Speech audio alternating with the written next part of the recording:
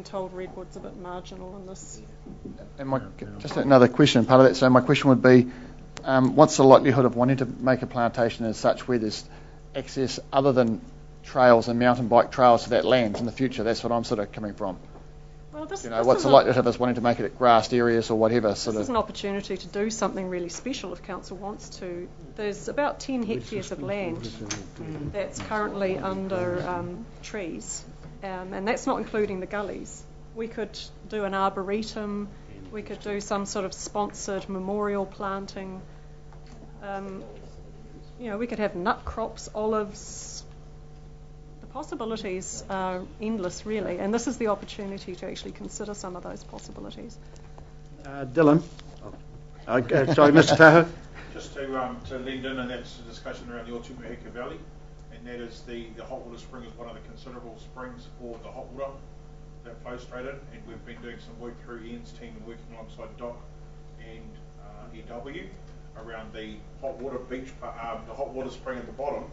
But this presents an opportunity to move further up to the headwaters, which has been deemed by GNS as a considerable growth area for some of the plant fauna that doesn't grow anywhere else.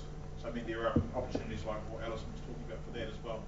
I think it's quite exciting what I'm sort of hearing coming out of it. The possibilities are endless, really. Councillor Johnson. What's the cost to clear the ground while the machinery's there? Because obviously we've been told if you bring them back in, it's going to double the cost.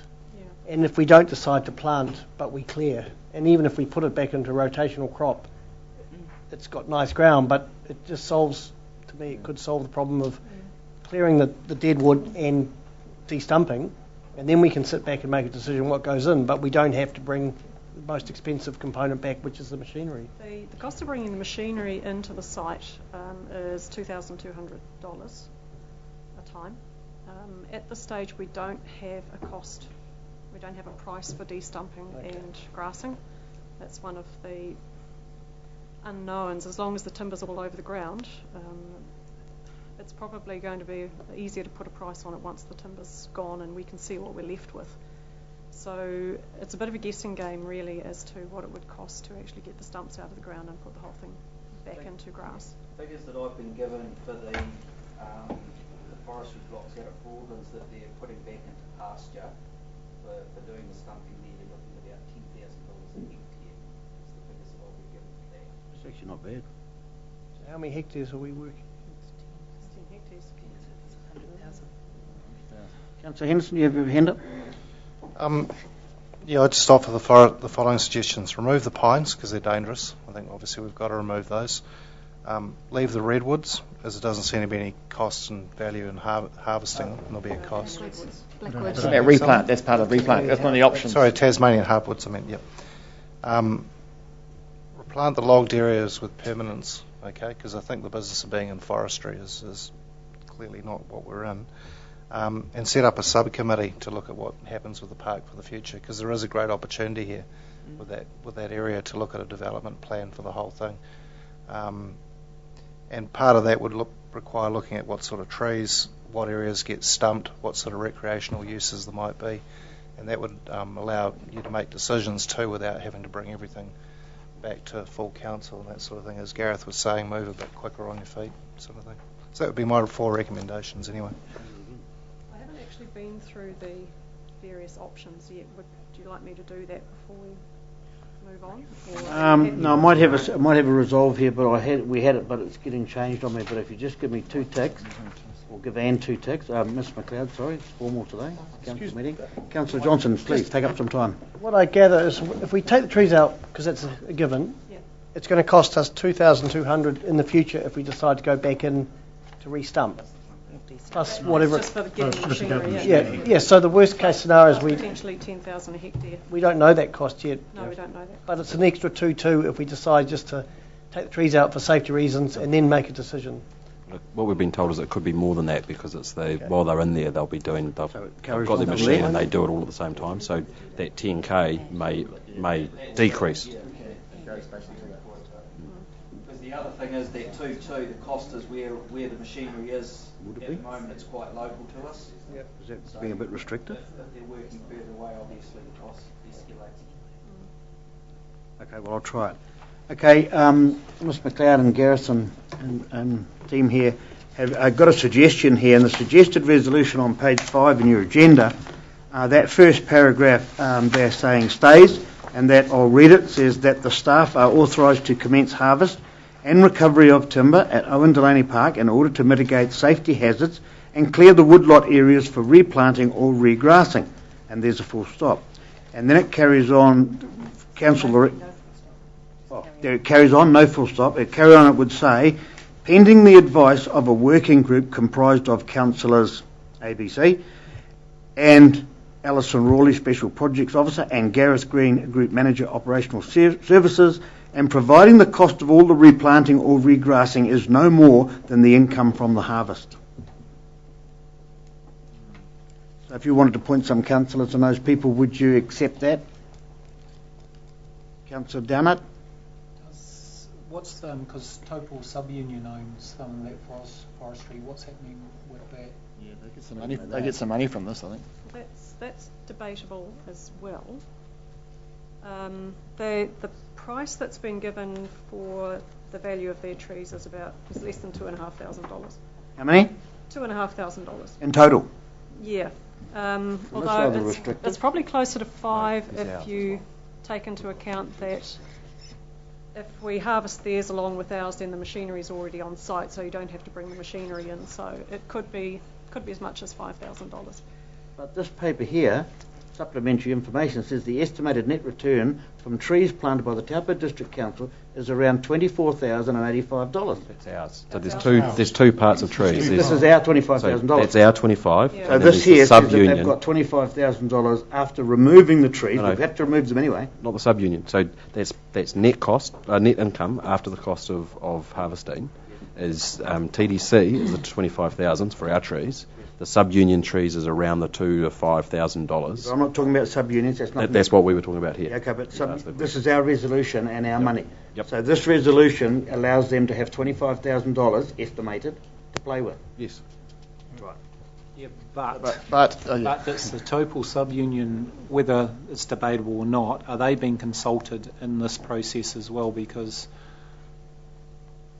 Barry will back me up that Sub-Union have always, since I've been in Taupo, always talked about trees getting planted there, and then council, correct me if I'm wrong, Barry then planted after them, or yeah, the council carried on about a year or 2 years after. Because every sub-union meeting that I went to, there was always what were we going to reinvest back into Owen Delaney Park with the profits of when the trees were harvested. And that's all where I'm coming from. I'm just advocating for them at the moment. Now, you telling us, councillors, that the sub-union's amount is $2,500. Their trees, as I understand it, their trees are of such a poor state through lack of maintenance and through being hit hardest that and just due to the size of them, etc. They are only going to get that $2,500 to $5,000. But yes, those discussions will have to happen once we know how much it is. Well, they'll have to happen now in terms of if you were to give approval, obviously, to say, come on, we're going to have to do it at the same time because you've got these same health and safety issues. We can't have these trees on our land causing this issue. But then when we get the money in the hand, then that discussion will have to happen in terms of where does that money go? Does that go back into the park? Where? Well, I know that they were looking at, Your Worship, that they were looking reinvesting into lights into Owen Delaney Park. Barry, is that correct? Councillor Hickling? It was the last meeting I had. Yeah, the only thing was that the profits from the sub-union trees was supposed to go back into the development of Owen Delaney Park. But it is the sub-union, that planting lot was the sub-union's returns. That's their, yeah. So if we adopted this resolution here, would this subcommittee of 2 or 3 of you councillors, and Mrs. Rawley and Mr. Green and whatever, wouldn't that be one of your jobs that you'd be straight away go and meet with the sub-union and make sure we're all singing on the same song sheet? Absolutely. Councillor Mincher? Absolutely, but just to put a motion with an amount tied to it, I don't think, hearing from anyone, we could be up for $100,000 to de-stump. Even if we go to this de-stump half that, we're not going to have a dollar amount, Rick, I think, into the motion. I think the resolution is not quite right. I think we just have to do the first part, clear it, do a quick assessment while they're doing it, make up our Who decision. does the quick assessment, a subcommittee or this whole committee? So, like people like Mike Barry that know the park intimately, as well as, So you do want to have a Users. subcommittee? I think so, but it has to be straight onto it, because you can't tie an amount to the rebuild for that reason. It could be 100k. Hang on, keep it through the chair, please. Councillor Henderson. The way it would work, I would assume, is the subcommittee could then come back to council for approval of further expenditure at that point. So, I mean, I'd be quite happy to move that motion as it is. Is that time frame of a month apart meetings is going to suit you? Is this what this is about? Or? That's putting that financial consideration. We've given you the 25 grand, and what Councillor Henderson is saying, if you want more than that, we come you've back. got to come back to a council meeting, Exactly. don't you? And look, that 25 grand enables us to do most things up until a point, and then other than that, we'll be in another cycle. But if you want to turn one of the gullies into a beautiful vineyard or something with a hot water stream running through it or something, and that's 50 grand, you've got to come back here, right? No, sorry. Yes. That's after the 25 grand. If you can build the vineyard and everything for 25 grand, it's fine. Oh, Councillor Henderson? I'll just add, though, at that stage you'd hope that the committee would actually have a plan That's right. of which that would be part. And costed. Well, I'd like to see Councillor Hickling. I'd definitely like to see Councillor Downard on. He's worked hard out there, but I've got some more hands up. Is that for something? Okay. I was just going to second Councillor Henderson. Did you actually move this motion? Okay, so we've got a mover. So I'll read it one more time to make sure we've got it right. So that the paragraph, that first paragraph stays. You take the full stop out, and it goes from there. So that should be a comma. Pending the advice of a working group comprised of councillors. Well, we've got to move in a second. We don't know who the councillors are so far. Hickling, Downard, any suggestions? You want to be on it? You happy to be on it? Yeah, sure. Councillor Johnson, anybody else want to be on it? On the Taupo one? Yeah. And Councillor Henderson, it doesn't matter as long as you're available, that's right, because you get your hand up, Paul. Yeah, sorry, Your Worship, just before you do that resolution, can I just enlighten just back on to the sports grounds management plan, and also being chairman of the Owen Delaney Park subcommittee, that there was, when the number 1 cricket ground was taken out, through consultation there was, as far as I can remember, an agreement that there'd be 4 cricket pitches, 2 on the top level, the second level, and if that meant, this area here, so obviously the